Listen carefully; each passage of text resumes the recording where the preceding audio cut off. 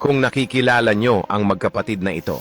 Magmula sa nagdaang panahon hanggang sa kasalukuyang panahon ng politika sa ating bansa, na habang tumatagal ay unti-unti nang lumalabas ang tunay na kulay ng magkapatid na Remulla pagdating sa politika at kapangyarihan. Nagsimula ang lahat ng ito noong 2016 sa panahon ng labanan ng pagkapresidente. Dito nyo makikita at mapapansin ang galawan at pamamaraan ng magkapatid na ito sa mga politikong dinidikitan at sinusuportahan na makikita nyo. At mahahalata mo ang pag-iisip at diskarte na ipinakikita ng mga ito. Nagsimula silang dumikit at sumuporta kay Jejomar Binay ang dalawang ito sa kanyang pangangampanya bilang presidente. Dahil noong mga panahong ito ay hindi pa gaanong kilala at kalakas sa taong bayan ang isang Duterte sa pagkakandidato bilang presidente, ay patuloy ang pagsunod at pagsuporta ng dalawang ito kay Jejomar Binay. Dahil malakas ang kanilang paniniwala na mananalo ito at magkaroon sila ng posisyon sa gobyerno, hindi nagtagal habang papalapit ang pagpili ng tao sa pagkapangulo ng bansa,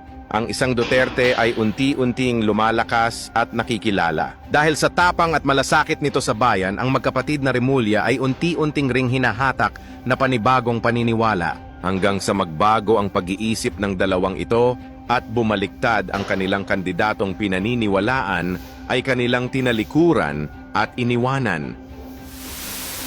Noong katapusan ng Marso, nakita pa si Cavite Governor John Vic Remulla na pinagtatanggol ang kandidato niyang si Vice President Jejomar Binay sa Cebu Presidential Debate. Pero nitong katapusan ng Abril, hindi na si Binay ang katabi ni Remulla, kundi ang kalaban ni Binay na si Davao City Mayor Rodrigo Duterte. Ikinasama ng loob ni Binay ang pagbaligtad ng matagal na niyang kaalyado at dati pa niyang spokesperson. Nalulungkot ako dun sa mga ilang iwan sa atin. Malaking pagkakamali, palagay ko hindi nila makakalimutan. Matatapos na ang labanan, nang iwan pa. Pero katwiran ni Remulla, bago pa siya lumipat, lumalabas na sa mga local survey na si Duterte na ang gusto ng mga Kabitenyo. Kaya unang linggo ng Abril, nagdesisyon si Remulla na magdigong na rin.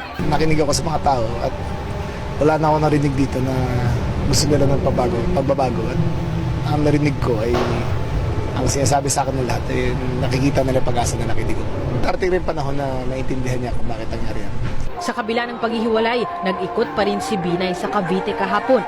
Nanindigan naman si Remulla na wala siyang hiningi at wala pang inaalok na pwesto sa kanya si Duterte kapalit ng paglipat niya. Dahil nakikita at nararamdaman ng mga ito kung sino ang gusto ng tao, hanggang sa dumating ang araw, ang inakala mong kaibigan na hindi ka tatalikuran na iyong inaasahan at pinagkakatiwalaan, ay nagbago ang kulay at sumama sa kalaban. Nahalatado ang galawan at pamamaraan ng magkapatid na ito ang kumapit sa politikong nasa mataas na kapangyarihan, ang isang Duterte. Ang mga ganitong uri ng mga politiko ay mahirap pagkatiwalaan. Ngayon ang pagdikit nila kay Marcos ay isang dahilan din ng pagpapakita ng pagiging balimbing. Kung sino ang nasa kapangyarihan, yun ang kanilang susuportahan. Si John Vic po ay spokesperson ni Binay. And then about 2 weeks ago, nagsabi po si Boying Remulla na bibitaw na po si John Vic kay Binay. So ito na po ang official. Ang mga Remulla for you.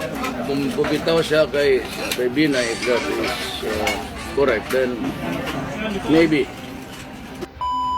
Ang isang Duterte na kanilang sinuportahan noon at itinuring kaibigan ay kanilang tinalikuran at pinabayaan dahil sa utos ng pinunong kanilang sinusuportahan na nasa kapangyarihan na kahit labag sa batas at patakaran na nagresulta ng galit ng taong bayan sa gobyerno, na sila ang itinuturing sa larin at may kagagawan sa pagkawala ng presidenteng minahal ng bayan. Maniniwala pa ba kayo sa kanilang panunungkulan kung ang hustisya laban sa magnanakaw sa kaban ng bayan ay hindi makita at maramdaman? Sila ang mga politikong hindi na dapat pang binibigyan ng kapangyarihan sa gobyerno kung ang resulta ng kanilang pagpapatakbo ay galit at sama ng loob ng taong bayan laban sa gobyerno dahil sa pangloloko at hindi magandang serbisyong ipinapakita nito.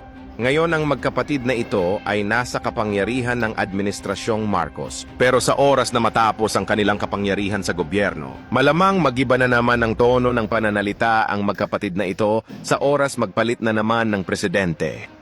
Kung anong ginawa nito kay Jejomar Binay at dating Presidente Duterte na ginamit lang nila at nagpanggap na kakampi, tiyak ganun din ang gagawin nila sa kasalukuyang presidente, ang talikuran at pagbalimbing muli sa may mataas na kapangyarihan. Alam nyo na ang susunod na bagong presidente. Sa bandang huli ay nagre-resulta rin ng katrayduran dahil sa kapangyarihan. Kaya buksan ang inyong isipan sa mga nangyayari. Maging matalino sa mga ganitong uri ng mga politiko. Ito po ang Mark My Channel na naghahatid sa inyo ng mga kwentong may kaalaman. Follow nyo ako para makagawa pa ako ng mga ganitong content para sa inyo. Like nyo at magkomento.